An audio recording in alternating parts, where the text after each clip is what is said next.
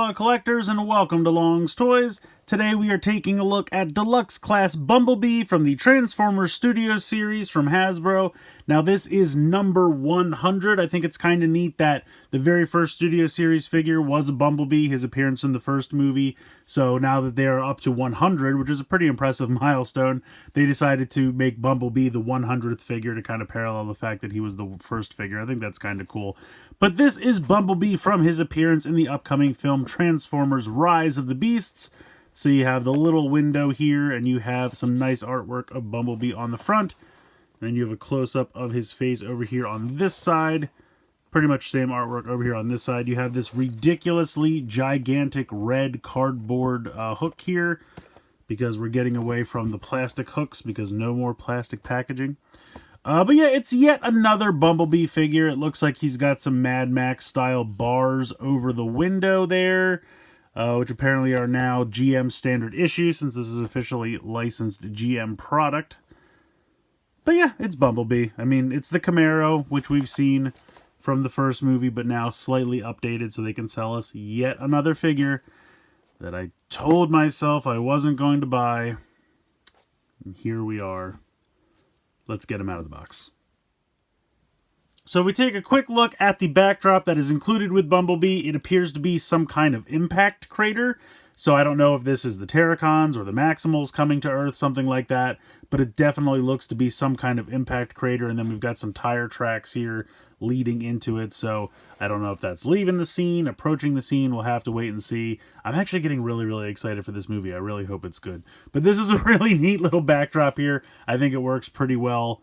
So nice to see some different locations. We got kind of a jungle theme with Cheetor. Now we're seeing this impact crater with Bumblebee here. I like it when they don't just include the exact same scene with Bumblebee movie characters. We got that same backdrop of Cybertron over and over and over and over again. I got kind of stale. So very interested to see some new stuff going on here. Very excited for this movie. So here is Bumblebee out of the packaging. And I have to preface this with, I have been suffering from Bumblebee fatigue for the last few years. I mean, we've gotten so many Bumblebee figures throughout all of the movies. They're all basically the same. I mean, he's always a Camaro. It's just the newest year of the Camaro. It's not really that exciting to me. And I was definitely suffering from some Bumblebee fatigue. So when this was announced, I just thought to myself, I don't really need another Bumblebee figure. I'm really not planning on getting this. But I just kind of got sucked into the hype of the other Rise of the Beast figures being available. And so he's stowed away in the box to my house. But I will say, this is a pretty solid little Bumblebee figure. I'll even say I think this is one of the better ones we've gotten throughout like all of the Studio series. It's just a fun little solid figure. He really doesn't have a ton of kibble.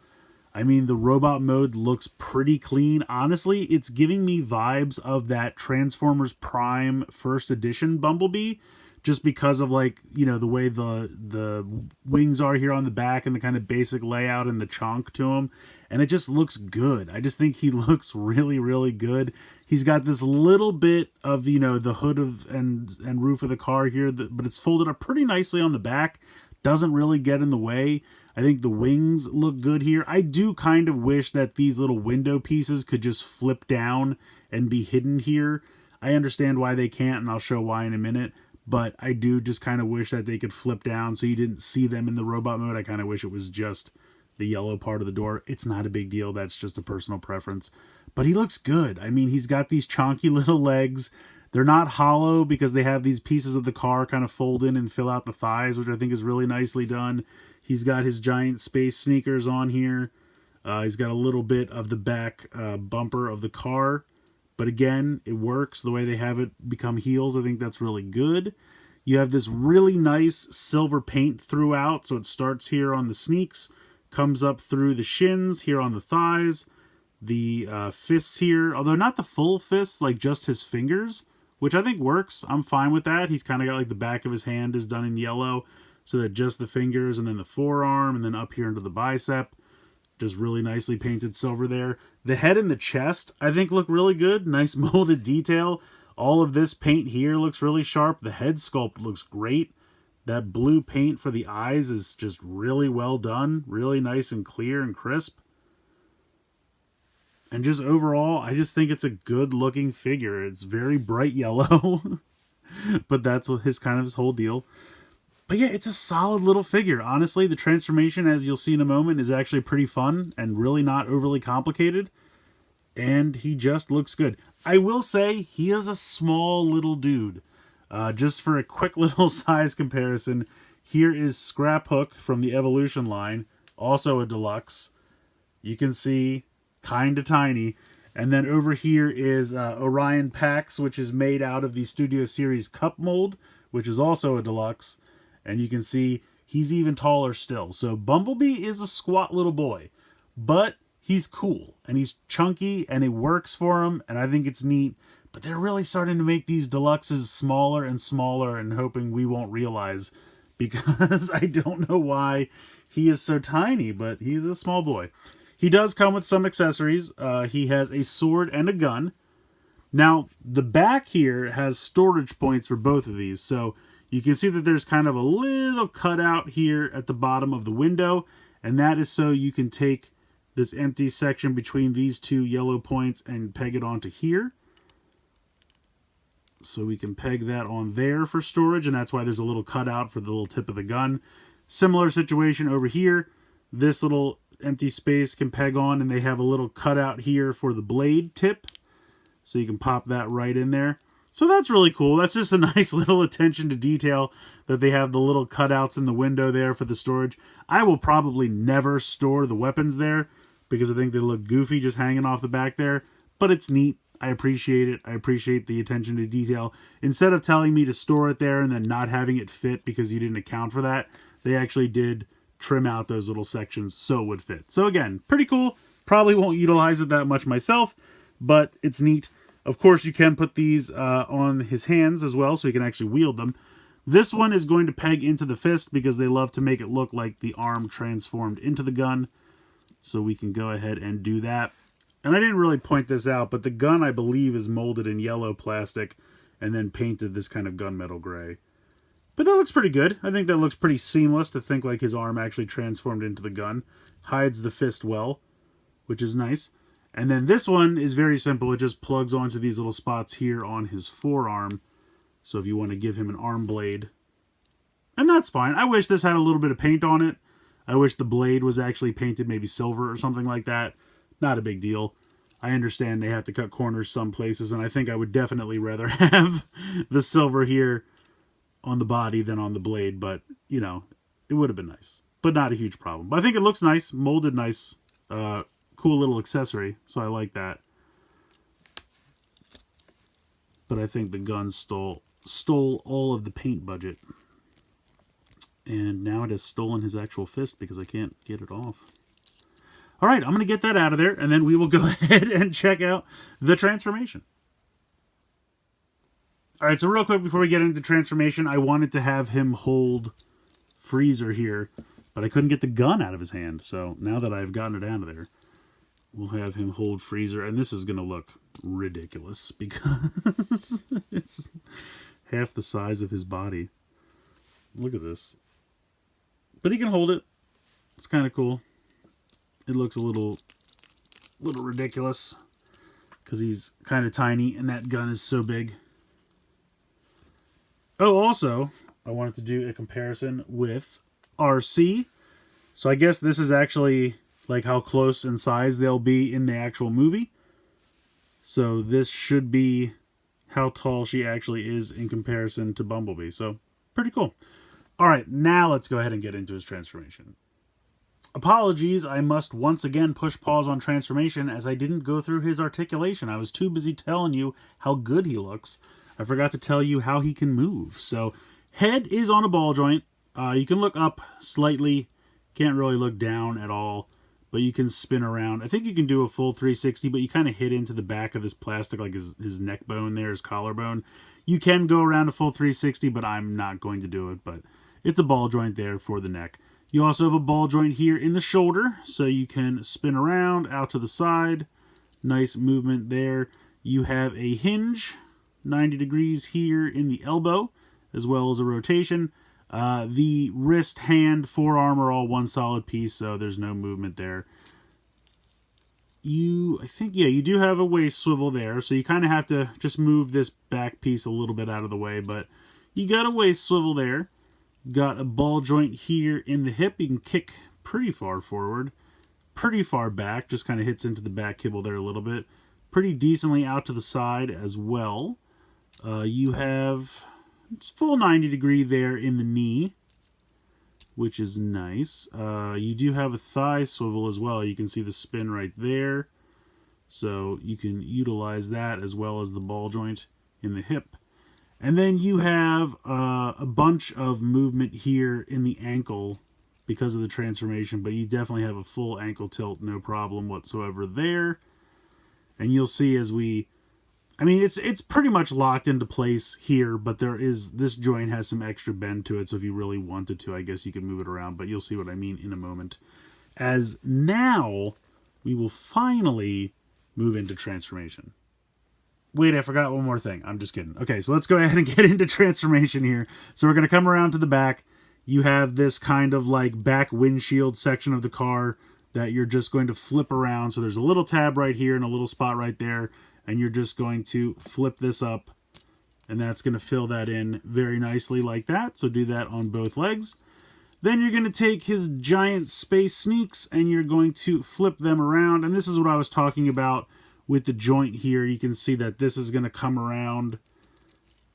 So you have this kind of hinge joint, this hinge joint, and then you have the spin as well on the foot. So you have a decent amount of movement options there, but when it's kind of in the foot mode, you can spin it side to side and you can certainly ankle tilt, but you technically have this other hinge in there as well. But anyway, you're going to bring this around. When you get to about here, you're going to take this back heel piece and you're going to spin it 90 degrees. And then this is going to collapse in there. And then there's a tiny little snap right there. That's going to pop right in there. That's very satisfying click. I love that. So we're going to bring this around and do the same thing over here on this foot. Pop this around 90 degrees. Bring this in. And click that. And then we're just going to bring these two halves together. And click that all together like so. So that is basically the whole back section of the car. Very nice, compact, and clean. I like that quite a bit. Very nicely done. So coming to the top section, we are going to flip this up and flip out all these pieces here. So this is going to come up. This will click into place, and now we have our entire hood of the car and roof of the car and the windshield here with those crazy Mad Max style bars, which I think is a little weird. Maybe it'll make sense in the context of the movie. I'm assuming it will. We are going to lift up this section, which should unpeg from the front. There we go. So then this will start to lift up, and you want to kind of just make sure that so you have the door here and then this wheel section. Just want to make sure everything clears. So you might have to move some stuff around, but basically you get it into this configuration here. You're going to start to bring this up. You want to kind of have these wheel pieces and the arm pieces just hang out for now. This is kind of an interesting thing. So these pieces here on the front can click, and they're going to click about there, and that's where they'll end up. But I find it kind of difficult to get this part over them if you do it like that. So what I kind of do is I click them back one each, like this, and then as I bring this in, it'll push them down and then click them up where they're supposed to go. So that's how I get through that. And then you kind of push these down right here, and then you can see that this is going to click in there.